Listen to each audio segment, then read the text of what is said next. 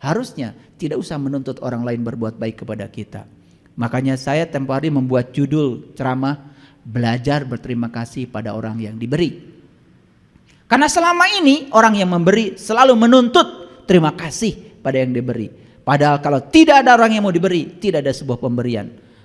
Sabeunghar-beungharna urang lamun eueuh nu bisa dibere, tidak ada kebaikan kita. Makanya berterima kasihlah pada orang yang mau diberi. Makanya kalau saya banyak orang antri di sini minta sembako, saya bilang sama panitia, jangan kalian memaksa orang lain harus berterima kasih. Ucapkan terima kasih atas kehadiran mereka, mau diberi, karena tidak ada kebaikan tanpa mereka. Naik atuh sedikit kelas kita tuh, jangan di situ-situ saja. Naik kelas sedikit. Sampai sini mengerti? Oke. Sering berniaga dengan Allah, tapi kita tidak sadar kalau itu adalah sebuah perniagaan. Suka baca alhamdulillah, suka. Kapan? Menang duit, alhamdulillah. Cager, alhamdulillah. Gering mah henteu. Itu namanya kita masih memilah, serakah pada yang diinginkan, kemudian kita menolak yang tidak diinginkan. Bohong. Kalau sudah alhamdulillah, dihina tidak akan tumbang, dipuji tidak akan terbang, karena segala puji habis buat Allah. Selami kata-kata itu, ya Allah, segala puji habis buatmu. Aku berbuat baik pada siapapun, tidak perlu orang membalas kebaikanku, karena yang berbuat baik bukan aku, yang berbuat baik adalah Engkau. Aku hanya menjadi kepanjangan tanganmu untuk melakukan kebaikan ini, tidak ada jasaku. Gitu apa tidak? Tidak. Karena semua kata-kata itu tidak diselami sebagai sebuah perniagaan. Padahal itu kita berniaga loh. Kalau berniaga dengan Allah tidak akan rugi. Buktikan. Kalau sudah di tingkat kesadaran itu, tidak ada ruginya. Orang berterima kasih pada kita, tidak berterima kasih, santai saja. Kenapa? Karena sadar semua kebaikan yang saya lakukan bukan untuk siapa-siapa, kecuali untuk diri saya sendiri. Dan setiap pemberian yang saya lakukan bukan buat siapa-siapa, itu adalah pemberian buat diri saya. Sadar nggak gitu? Datu sadar wae tiba heula. Kitu we. Peditnya audzubillah. Makanya rugi terus. Ya. Sudah ngasih ke orang diomongkan. Tidak tahu diri. Kenapa Ibu? Hanya mengucapkan terima kasih saja kepada saya. Wah, cenah alhamdulillah, segala puji habis ke Allah. Kumari maneh kitu wae. Ka era. Karena itu tidak disadari sebagai sebuah perniagaan. Coba. Iyyaka na'budu wa iyyaka nasta'in, perniagaan? Perniagaan. Maliki yaumiddin, hanya Engkau yang berhak menghukum, hanya Engkau yang berhak menilai, hanya Engkau yang berhak untuk menentukan, menghakimi. Maka di Quran dikatakan inna rabbaka huwa alamu biman dhalla an sabilihi wa huwa alamu bil muhtadin. Hanya Allah yang berhak mengatakan dia sesat atau tidak sesat di jalannya. Manusia macam kita tidak ada haknya siapapun itu. Tapi banyak manusia yang merasa dirinya seakan-akan lebih berhak menilai orang. Bilang ini salah, ini tidak bagus, hanya berdasarkan penilaiannya sendiri. Berniaganya gagal, akibatnya tijarohnya, bayaannya tidak sukses. Paham? Oke, lanjut. Oke, lanjut. Sampai mana nih? Oke, lanjut dulu. Walladzi auhayna ilaika minal kitab huwal haqqu musaddiqan lima baina yadayhi innallaha biibadihi lakhabirun basyir. Ini lanjutan nih. Tadi Al-Fatir ayat 30. Ya? Oh, sorry. Itu baru Al-Fatir ayat 29 yang tadi ya. Oke. 30 dulu. Ya, supaya Allah menyempurnakan kepada mereka pahala. Nah, ini dalam tanda kutip. Saya tidak punya terjemahan lain. Kalau diterjemahkan berbeda nanti pusing. Tetapi lihat bahasanya. Liwaffiyahum ujurahum. Dari kata ajrun. Ajrun dari apa? Zat. Bahasa Urdunya apa? Nam. Wujud. Jadi sebetulnya pahala yang sesungguhnya adalah Allah itu sendiri.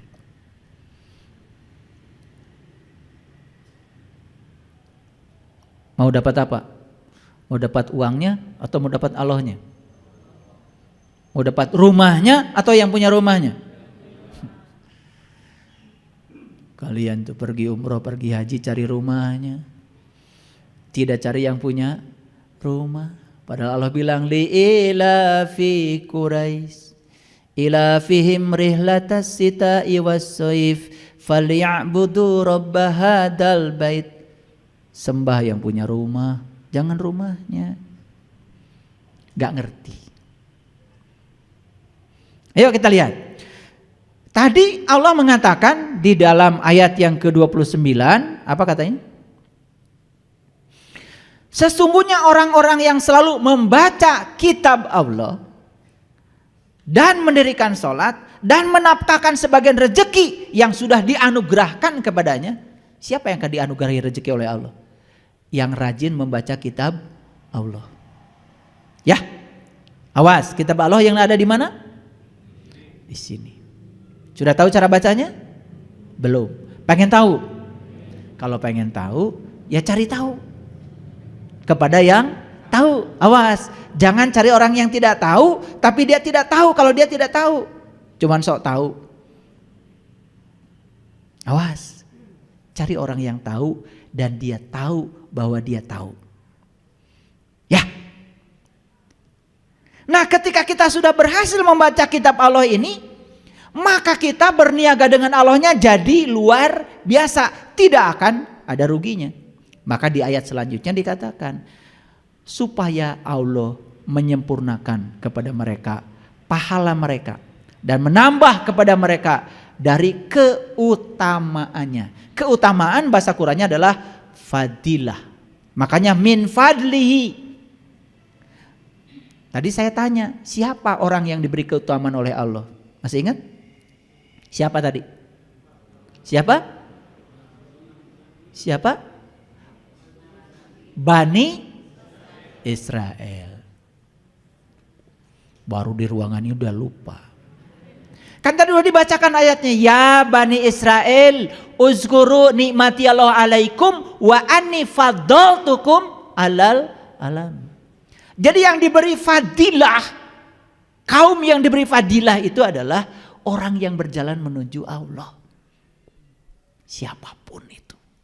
Awas, Bani Israel tidak mengacu pada kelompok tertentu. Siapapun yang mau berjalan menuju Allah pasti dapat fadaltukum alal alamin, dapat keutamaan. Apa keutamaan dari Allah yang paling utama? Apa? Apa? Ya Allah. Mau cari apanya coba dari Allah? Kalau bukan Allahnya. Kurawa itu kalah menghadapi Pandawa, padahal gurunya sama kan Krishna. Karena Kurawa itu kepada Krishna minta senjata, minta tentara. Kalau Kurawa mintanya itu, kalau Pandawa sama Krishna mintanya apa? Cukup guru sebagai sais di kudaku. Itu yang bikin menang perangnya. Cerdas. Kurawa mah mintanya senjata dan tentara, material. Tetapi Pandawa minta Krishnanya langsung berdiri di kereta kudanya. Keren gak? Siapa yang mau nembak Krishna? Tentaranya punya Krishna, senjatanya punya Krishna. Makanya kenapa kalian itu cari uang yang segede pintu gak dapat-dapat? Karena selama ini kalian kerja cari duit. Coba sekarang rubah, cari yang punya uang. Pengen tahu caranya? Nah, ini agak mahal. Nanti tunda dulu. Karena ini topik ini nanti jadi tidak fokus. Nanti gimana caranya cari yang punya uang? Kalau udah tahu ilmunya, hidup ini banyak gratisnya, banyak berkahnya. Di situ kita akan merasakan wa yarzuqhu min haitsu la yahtasib. Kita akan mendapatkan rezeki dari arah yang kita tidak pernah menyangkanya, dan itu bisa dibuktikan. Nah, itu nanti agak mahal ini. Taruh dulu.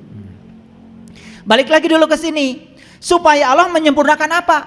Supaya Allah menyempurnakan kepada mereka pahala mereka. Siapa yang akan disempurnakan pahalanya oleh Allah? Yang rajin membaca kitab Allah. Jadi membaca kitab Allah itu tujuan utamanya adalah supaya pahala kita sempurna. Allah yang tanpa batas tentu saja tidak bisa dibatasi pertemuan dengan beliau. Karena beliau tanpa batas, pertemuannya tanpa batas. Oleh karena itu silahkan, kata Quran surah Al-Kahfi, kalian mau datang kepada Allah, ngambil segimanapun dari Allah, gak akan berkurang fadilahnya Allah. Tanpa batas. Beda kalau pertemuan dengan saya kan terbatas seperti ini, ya toh? Kalau pertemuan dengan dia tanpa batas, fadilahnya tanpa batas, berkahnya tanpa batas, maka disempurnakan pahala, ini disempurnakan Allahnya bagi dia. Clear sampai sini? Lanjut dulu. Dan menambah kepada mereka keutamaannya. Jadi bukan sekedar disempurnakan pahalanya, tetapi ditambah apa? Keutamaannya. Itulah keuntungan kalau rajin baca kitab Allah. Disitulah pentingnya kita harus tahu gimana cara bacanya. Sesungguhnya Allah Maha Pengampun lagi Maha Mensyukuri. Lanjut dulu. Dan apa yang telah kami wahyukan kepadamu dari kitab itu. Siapamu di sini? Muhammad lagi. Ya betul, saat itu yang pertama kali adalah Nabi Muhammad. Masa kita nggak mau ngikutin beliau? Mau dipanggilmu sama Allah? Iya kalau mau, yuk kita mulai ngikutin jejaknya beliau. Dan apa yang telah kami wahyukan kepadamu, siapamu di sini? Enak aja. Mu di sini adalah orang yang sudah bisa baca kitab Allah. Kita aja katanya belum bisa. Mau jadi mu? Berarti harus bisa baca. Ini lanjutan yang tadi, makanya harus cerdas. Jangan terputus. Ini masih kajian tentang orang-orang yang sudah bisa membaca kitab Allah.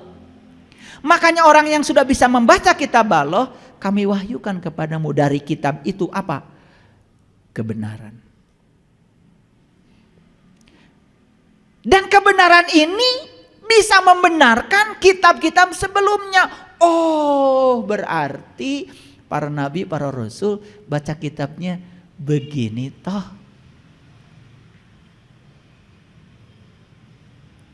Makanya banyak yang datang sama saya. Kok setelah saya bisa membaca kitab Allah pada diri, kok saya baca Quran tuh yang manapun jadi ngerti. Mau begitu? Mau terus, nggak ada yang nggak mau. Tapi giliran nanti ada syaratnya, mulai.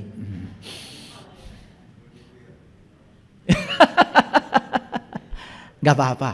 Ini dulu. Sesungguhnya Allah benar-benar Maha mengetahui lagi Maha melihat hamba-hambanya. Jadi, ya orang-orang yang bisa membaca kitab Allah itu luar biasa berkahnya, fadilahnya. Nah, makanya di ayat yang ke-32 Allah menyatakan summa aurasnal kitabal ladzina astafaina min ibadina. Kemudian kitab itu kami wariskan kepada orang-orang yang kami pilih di antara hamba-hamba kami. Mau dipilih sama Allah? Jadi rupanya pembaca kitab Allah ini tidak sembarang. Karena Allah bilang, kemudian kitab itu kami wariskan kepada orang-orang yang kami pilih di antara hamba-hamba kami. Pertanyaannya, mau dipilih sama Allah? Sudah tahu caranya supaya terpilih? Allah itu bukan memilih si A saya pilih, si B tidak dipilih, tidak. Allah itu hanya akan memilih mereka yang mau dipilih. Makanya saya tanya, mau dipilih sama Allah? Mau. Sudah tahu caranya supaya terpilih? Saya kasih tahu sekarang. Kalau ingin dipilih sama Allah, jadilah di semesta ini sebagai kepanjangan tangan Allah. Menyampaikan cinta kasihnya Allah, serap sifat-sifat Allah, wujudkan dalam dirimu. Tahalluk bi ahlakillah, berakhlak seperti akhlaknya Allah. Nabi Muhammad dipilih oleh Allah karena dari kecil sudah kelihatan bakatnya. Makanya dari kecil diberi gelar Al-Amin, orang yang jujur dan dapat dipercaya. Pertanyaan saya, kalian jujur? Rekumaha atau dipilih ku Allah? Gak usah jujur sama saya. Kalian jujur pada diri sendiri. Saya itu tidak tahu dan sekarang saya tahu. Kalau saya tidak tahu jujur. Sok jujur. Iya mah tidak tahu. Tetapi tidak tahu. Kalau dirinya tidak tahu. Sok tahu. Diberi tahu. Tidak mau tahu. Saha nu merek nyaho ka maneh. Ketemu saya ngalah ngajak debat. Makanya yang mau ngajak debat sama saya tinggalkan. Gak ada waktu. Habis buat apa memperdebatkan rasa garam kalau kamu belum pernah makan garam? Saya tanya, garam gimana rasanya? Getek pak. Tuh, da can ngarasaan si eta mah. Eta uyah sakitu asin disebutnya getek, da can ngajaan. Saya bilang garam itu asin, kata dia mah getek. Rek kumaha tuh debatna ke da moal nyambung. Makanya enggak ada waktu. Enggak ada waktu. Kalau mau belajar, yuk. Tapi kalau mau berdebat, enggak ada waktu. Apalagi berdebat benar salah, merasa banyak ilmu. Udah simpan aja dulu yang kayak gitu, enggak ada artinya. Enggak ada waktu. Yang harus saya layani terlalu banyak. Sekarang itu ya penonton kita sudah mencapai 5,6 juta. Gimana melayaninya? Ya kan itu ketemu saya jangan ngajak berdebat. Langsung aja, Ari uyah teh kumaha rasana. Gitu. Calangap. Gitu. Tah gitu. Kumaha rasanya? Oh kieu Pak. Nanggeus balik. Gitu diajar ngaji dengan saya. Enggak usah. Banyak kata-kata lagi udah. Semua kata-kata persepsi. Semua kata-kata itu adalah pikiran. Yang paling penting adalah pengalaman. Itu yang paling penting. Makanya Bung Karno, yang paling penting dari kamu bukan soal Tuhan, tapi soal ketuhanan. Makanya Pancasila sila pertama tidak bicara Tuhan, bicara ketuhanan. Kalau Tuhan itu being, tapi ketuhanan experience of being. Yang paling penting pengalaman tentang Tuhan lebih bagus daripada dijelaskan Tuhan. Karena Tuhan gak bisa dijelaskan, tidak bisa diterangkan, tidak bisa dipelajarkan. Bahkan beliau pun tidak punya nama. Dirasakan kehadirannya, praktek langsung baru benar. La ilaha illallah tidak usah diucapkan lagi kalau sudah praktek. Ngahiji. Gitu. Ngertos? Rada galak ya hari ini ya. Summa aurasna kitab baladina stofaina min ibadina. Kemudian kitab itu kami wariskan kepada orang-orang yang kami pilih di antara hamba kami. Pertanyaan lagi, mau dipilih sama Allah? Pantaskan dirimu supaya layak dipilih. Karena Allah hanya menghendaki mereka yang punya kehendak. Yang tidak punya kehendak tidak akan dikehendaki. Jadi cara Allah menghendaki bukan ini dikehendaki ini tidak. Tidak. Ibda binafsi. Semua tergantung pada dirimu sendiri. Pantaskan dirimu sebagai yang layak untuk dipilih. Pasti dipilih. Syaratnya apa tadi? Mulai sekarang sadari kalau diri kita ini adalah utusannya ke semesta ini untuk menjadi kepanjangan tangannya. Berakhlak seperti akhlaknya Allah. Paling tidak yang dua aja. Ar-Rahman Ar-Rahim. Ar-Rahman Ar-Rahim. Ya, kenapa orang tua kita ngasih nama beras teh beas? Beas itu singkatan dari berehan, asihan. Jika beas we ka urang, berehan, asihan. Bisa membuat kita kenyang, bisa membuat kita punya tenaga.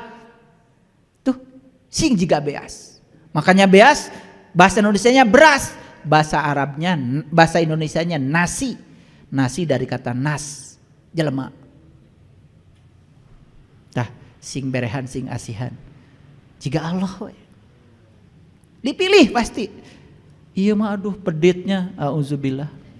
Rek mere teh neangan kok tetangga teteng receh.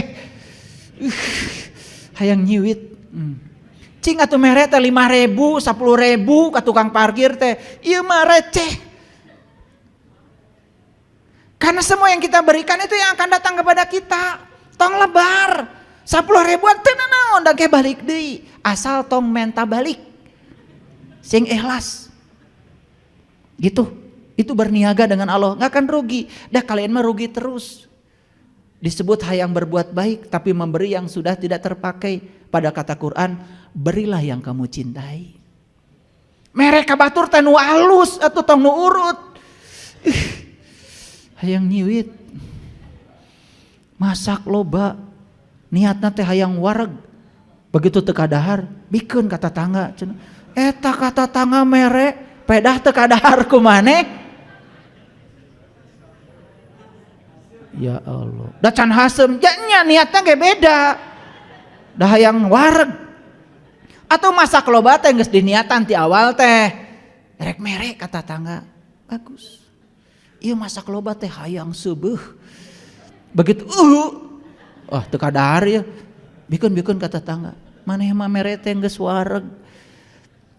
Memberi itu harus yang kita cintai. Seperti Allah memberi kepada kita, pasti bakal dipilih. Makanya jangan heran ya kalau banyak yang tidak terpilih. Karena kalian tidak memantaskan diri menjadi hamba yang terpilih. Ini harus dipahami nih. Lanjut dulu. Jangan dulu ngangguk-ngangguk kalau belum mengerti. Kemudian kitab ini kami wariskan kepada orang-orang yang kami pilih di antara hamba-hamba kami. Lalu di antara mereka ada yang menggelapkan dirinya sendiri, ada yang setengah-setengah, ada yang sungguh-sungguh dalam berbuat kebaikan. Cacak geus dipilih ku Allah. Tetap saja si pewaris kitab itu nanti akan terbagi 3 lagi. Satu yang mendolimi dirinya sendiri, balik deui, poek deui. Geus dibere nyaho, lampu nu caang, balik deui ka nu poek. Yang kedua setengah-setengah. Yang ketiga sabikun bil khairat biiznillah. Sungguh-sungguh melakukan kebaikannya. Makanya saya kasih tahu ya, belajar ma'rifat itu dari 10.000 paling nu jadi hiji. Itu kata-kata guru saya dulu. 10.000 teh paling hiji anu jadi 6. Lolodana mah ukur ngiluan batur, resep ulah ilu katu ka dieu. Makanya kenapa saya mengajarkan ini? Saya ingin menyambut pelajaran yang agung daripada leluhur ini. Saya susun kurikulumnya. Supaya step-stepnya itu jelas. Karena kebetulan saya ini ahli pendidikan. Terbiasa membuat kurikulum. Kurikulum berbasis kompetensi. Setiap level itu ada kompetensi yang dibangun. Makanya ikuti tahap-tahapannya pasti benar. Nah kebanyakan mah sok gampang bosen, can bisa. Bisa nama acan, bosen nama ti heula. Awal nama nya. Jika nu itu yang namanya hangat-hangat ayam. Makanya belajar ilmu ini harus dari tekad yang kuat. Tidak ada yang gratis di semesta ini. Semua ada tagihannya. Semua ada pengorbanannya. Saya memahami Quran 30 juz tidak mudah. Kalau dihitung uang miliaran, saya udah keliling dunia kemana-mana belajar ini. Tetapi akhirnya saya menemukan kitab sejati saya. Ternyata bukan di perpustakaan manapun di luar diri saya, ada di sini. Makanya kita tidak akan kekurangan ilmu kalau sudah bisa melampaui pikiran yang tanpa batas. Tidak cukup waktu untuk menjelaskannya. Gak akan cukup waktu. Ini saya udah bisa hampir 2 jam. Gak cukup. Padahal baru dibicarakan permukaan-permukaannya. Komo mun esina, komo menjerona. Kenapa? Kan saya juga tidak mungkin ngasih kalian dalam-dalamannya. Ya luarna heula. Ini tuh baru luarnya, belum apa-apanya. Belum ngaji kita ini, baru baca. Jadi sudah dipilih untuk menjadi pewaris kitab. Kenyataannya yang mewarisi kitab ini pun nanti akan terbagi 3. 1 yang kembali zalim li nafsi, kembali gelap, menggelapkan dirinya sendiri. Yang kedua al-muqtasid, setengah-setengah. Makanya kalau belajar setengah-setengah ya repot, gak dapat apa-apa. Yang ketiga sabikun bil khairat biiznillah, orang-orang yang sungguh-sungguh. Inilah yang kata Allah, zalika huwal fadlul kabir. Turun lagi kata-kata fadl. Apa fadl tadi? Keutamaan. Jadi siapa yang akan memperoleh keutamaan dari pewaris kitab ini? Tidak semua pewaris kitab akan memperoleh keutamaan. Hanya 1 yang sungguh-sungguh. Jadi kalau mau belajar dengan saya, sungguh-sungguh belajarnya. Mumpung saya masih hidup.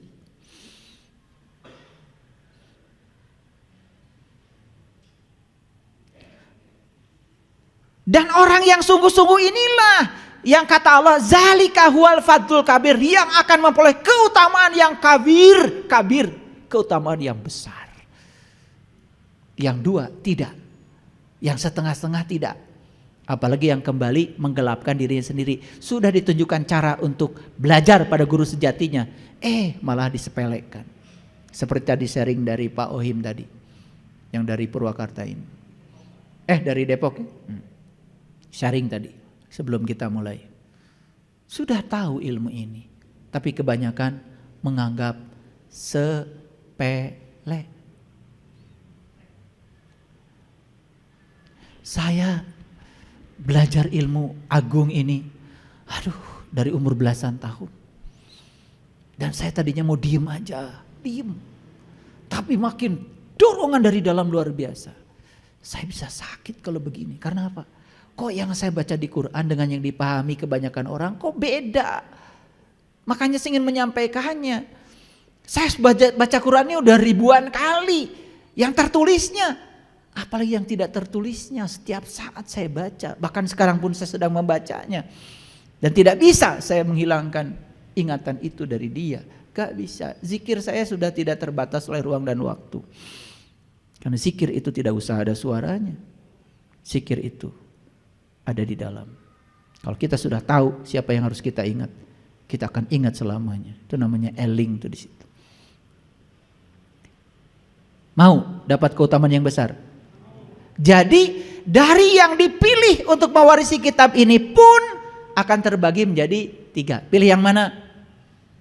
Pasti nomor 3. Betul? Iya. Dan ini yang akan mendapatkan fadilah yang sangat besar. Lanjut dulu. Nah, ini ayatnya yang saya bacakan tadi. Ya Bani Israel, uzkuru nikmati Allah alaikum, an'amtu alaikum wa anni fadaltukum alal alamin. Hai Bani Israel. Siapa Bani Israel? Orang-orang yang berjalan menuju Tuhan. Mau dihaikan sama Allah? Sok, mulai. Perjalankan dirimu kepada Allah. Ingat nikmatku yang telah aku berikan padamu. Jadi yang diberi nikmat ternyata cuma Bani Israel. Kalian belum berjalan menuju Allah, tiba-tiba mengatakan, saya sudah merasakan nikmatnya iman, nikmatnya Islam. Keela. Kan sering kan kalau pembukaan MC, kalau buka acara, kita sudah, mari kita panjatkan puji dan syukur. Kan gitu? Iya, selalu dipanjatkan. Makanya Gus Dur pernah ditanya, Gus, kenapa katanya kalau pembawa acara itu di Islam selalu mari kita panjatkan puji dan syukur? Karena Gus Dur mengatakan, karena puji dan syukur tidak bisa memanjat, maka harus dipanjatkan. Padahal di Quran gak ada panjatkan puji dan syukur, yang ada segala puji hanya milik Allah. Alhamdulillahi Rabbil, gitu aja. Jadi semakin jelas yang dapat keutamaan siapa? Bani Israel. Semakin jelas yang dapat nikmat siapa? Bani Israel. Betul? Jadi kalau sudah berjalan menuju Tuhan, hadiahnya kita akan bisa membaca kitab Allah. Jadilah pewaris kitab sejati. Cocok nggak dengan judulnya? Tuntas nggak? Ya dibuat tuntas saja. Anggap saja tuntas. Kalau ini baru permukaan. Menjadi pewaris kitab sejati. Saya cuman bisa bercita-cita. Semoga seluruh makhluk di semesta ini yang sedang menghidupi hidup, semuanya menjadi pewaris kitab sejati. Sing nyaah katurunan barudak urang rek dikamanakeun. Ajarkan agama yang ramah, bukan yang marah. Ajarkan agama yang dimengerti oleh mereka. Agama itu akal, agama itu masuk akal. Ajarkan kepada mereka, karena mereka ini adalah generasi milenial yang kritis, kreatif, komunikatif, kolaboratif. Mereka hidup di abad 21, lahir di zamannya mereka beda dengan kita. Fasilitasi mereka supaya dapat agama yang ramah, bukan agama yang marah. Khususon yang hadir di tempat ini, semoga kalian semua menjadi pewaris kitab sejati yang sabikun bil khairat biiznillah, dan kalian akan mendapatkan huwal fadlul kabir. Shadaqallahul adzim. Barakallahu li wa lakum. Assalamualaikum warahmatullahi wabarakatuh.